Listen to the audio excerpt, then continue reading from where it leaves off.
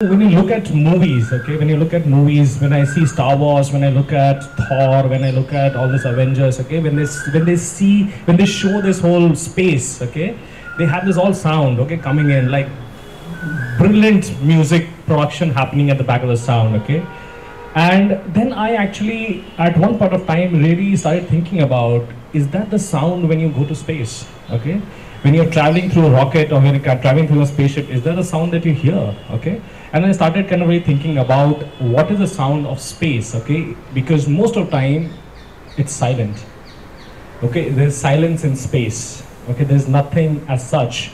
And fortunately, some of the scientists actually try to define the silence by capturing this sound of the space itself, okay?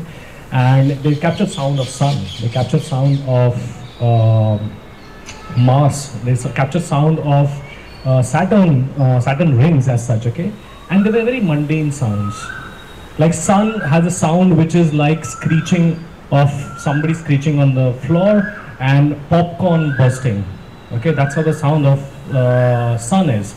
The sound of Saturn is ice particles hitting a windscreen, okay? That's what the sound of Saturn is.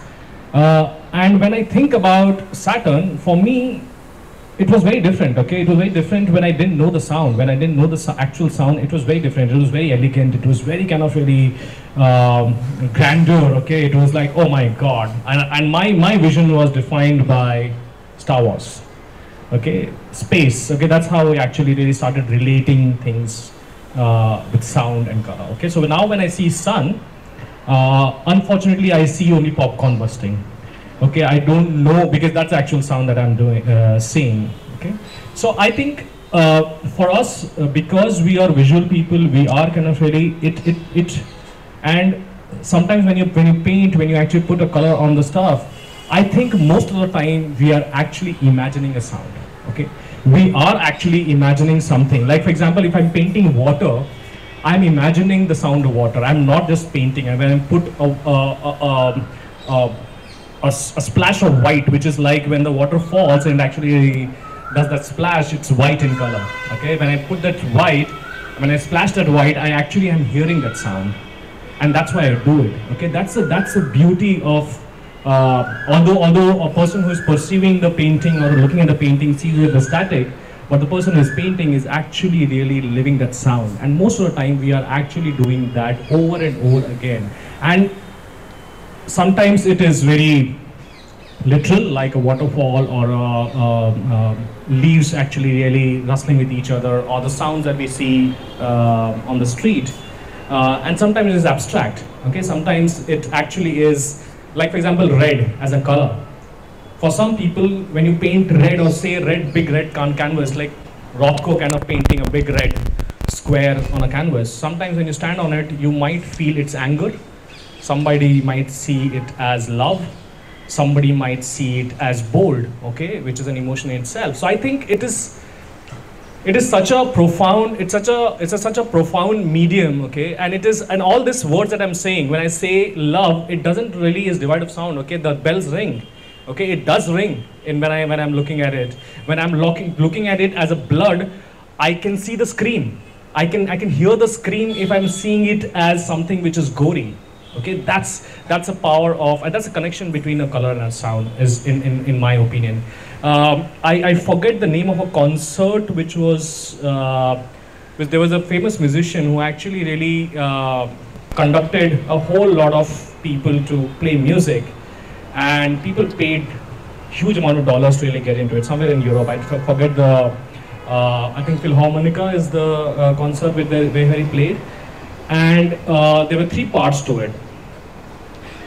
All the 3 parts, the musicians were just sitting down. It was silence. Okay, there was nothing played. Okay, and when he concluded, he said that, "What did you hear?" And some people were very angry. Obviously, they paid millions of dollars to hear nothing. But some people actually started hearing things. Okay, which is devoid of anything. They said, it was raining outside.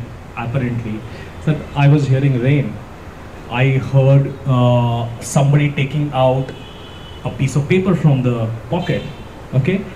And sometimes he said, you know what, I want you, that was the intent, okay? The intent is many a times we forget the mundane sounds around in the scheme of larger grandeur as such, okay?